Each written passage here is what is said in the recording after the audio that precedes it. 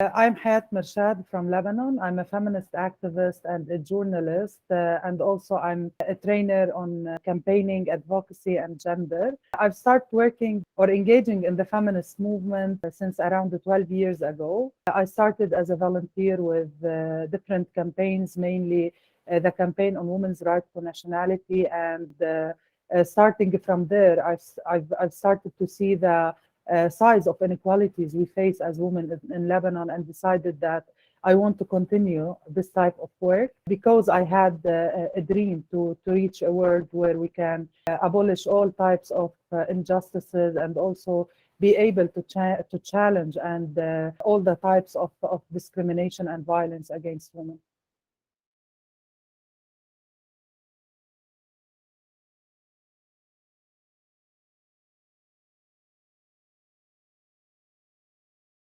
So currently, I'm the executive director and I'm the co-founder of a feminist collective called Female.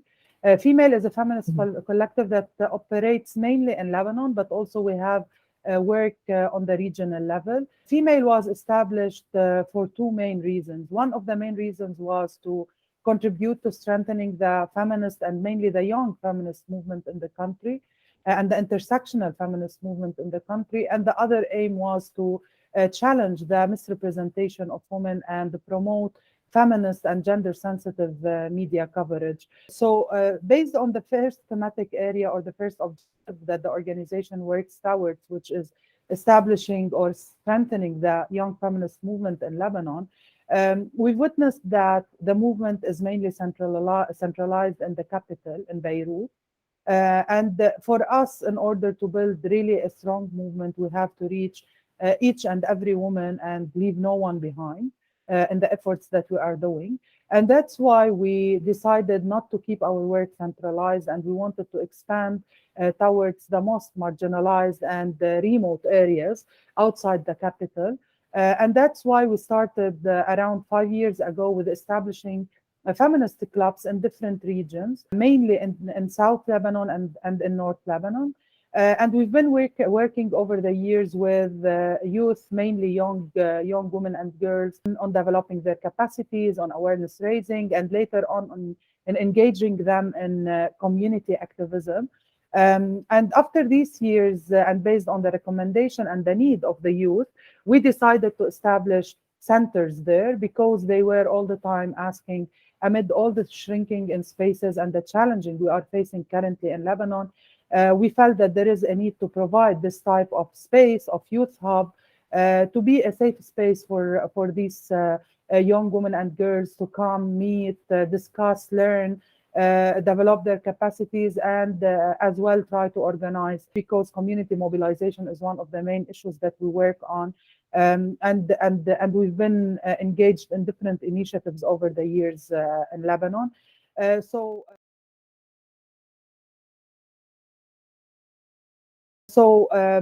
during the past years, Female have worked with thousands of women and girls on different activities.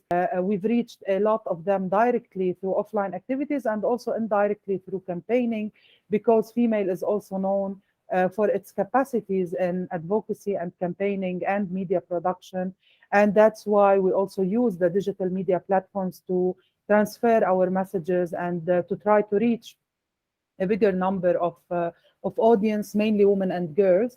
And here we have an initiative also called Sharika Walakin. Sharika Walakin was the first feminist platform in the region that works on documenting women's situation and issues, and also producing knowledge, daily knowledge on different feminist issues and on different topics related to gender. And that's why we use it as a platform in order to spread awareness, in addition to the work that we do online.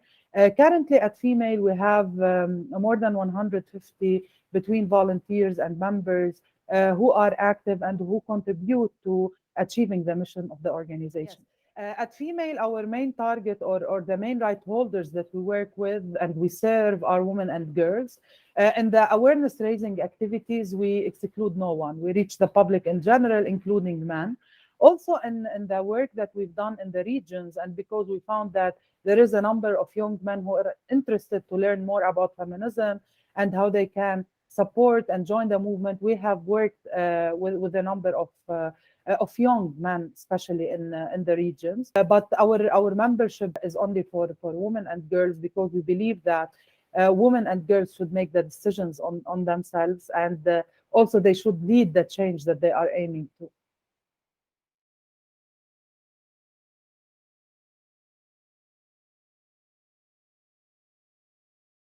The idea of having these centers in these regions and establishing feminist clubs in these regions was based on the fact that, unfortunately, the feminist knowledge or the feminist movement was not very present in these regions. So in different occasions, and especially at the moment we started establishing the clubs and working on the topics, we've seen interest mainly from the young women that we are working with, but also we saw a bit of, if I can say, not a lot of welcoming from the community, because it was mainly a new topic for them. And especially that Female is a hardcore organization, feminist organization, that we are radical in our approaches. We say things openly. We have a political stand from the system, from the different political parties, from the religious groups who oppress women every day. And this was not easy, to be honest, to discuss in these areas. But we managed to do so because we have people from the community, and we know the context very well. We are aware of the context. Mm-hmm. We adapt our strategies based on the needs and based on our understanding of the culture there, and also the presence of members and volunteers from these regions have helped us to reach a bigger number, and also to be able to expand our work there.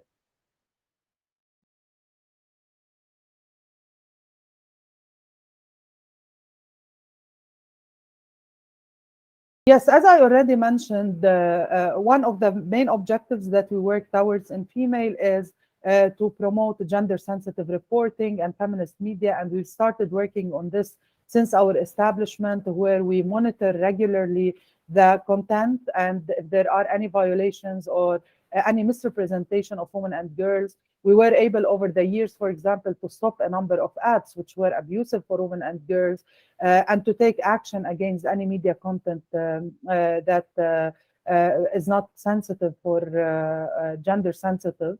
Also, we've worked on developing a memorandum of understanding or code of conduct for media outlets on how to cover women's issues, how should women representation be, what role should women play in the leadership and decision making in the media industry. And also we have developed a toolkit on gender sensitive reporting, where over the past years we have trained a big number of journalists, more than 250 journalists from different national, regional, and international media outlets in Lebanon on how to cover or report on gender issues and on women's issues, how to interview survivors, how to select the images, for example, how to select the titles, etc. And also what we do through our work with the journalists is not only training them. What we try to do is to provide them with coaching and mentoring, and provide them with sometimes a small support to produce content that is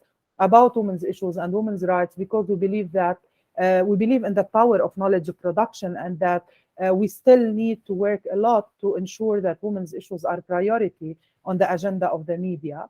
And we provide them with a platform to publish these products, which is Sharika Walakin, the feminist platform that we've established, and we are still running until this day.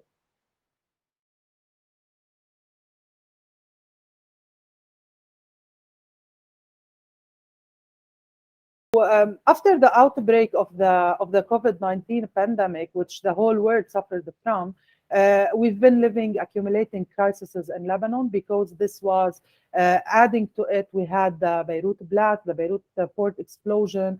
We had also the severe economic crisis.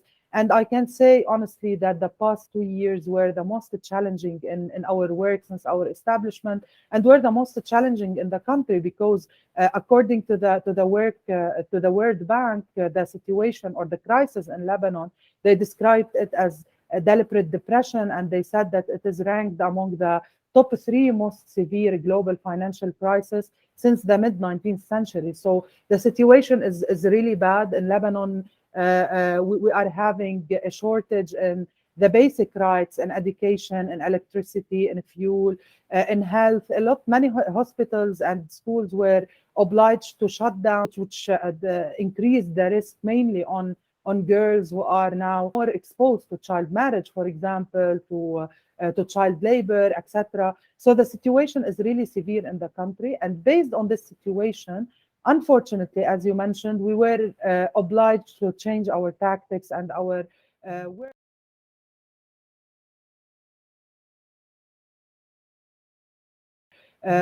based on the needs of the communities we are serving, because we cannot work away from the needs of people. And we turned, yani, as I already mentioned, we were a leading organization on advocacy mainly and campaigning in the country over the past 9 years. Because of the crisis, we were obliged to return to this humanitarian response and the humanitarian work instead of continuing or speeding up our work on policy level and social behavioral change. And one of the main issues, for example, that Female has been working on in the past 2 years was period poverty. Unfortunately, period poverty was the new reality for women and girls living in Lebanon, especially the most marginalized, from migrant workers, LGBTQ community, refugees, etc., and women who were affected by the blast. We've conducted a study that have shown that more than 76% of women living in Lebanon currently are having difficulties in accessing menstrual products and period products. And that's why we were obliged to go back to this type of humanitarian support through distribution of sanitary kits and pads. And also we have worked a lot on the issues of mental health, because mental health is really a big issue currently in Lebanon because of everything we went through.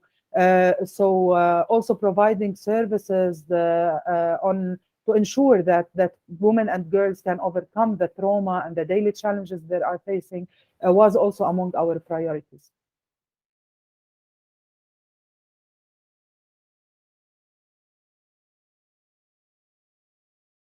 Our interventions were based on the needs, but also when we intervened on topics like, for example, mental health, we tried to intervene in our own way.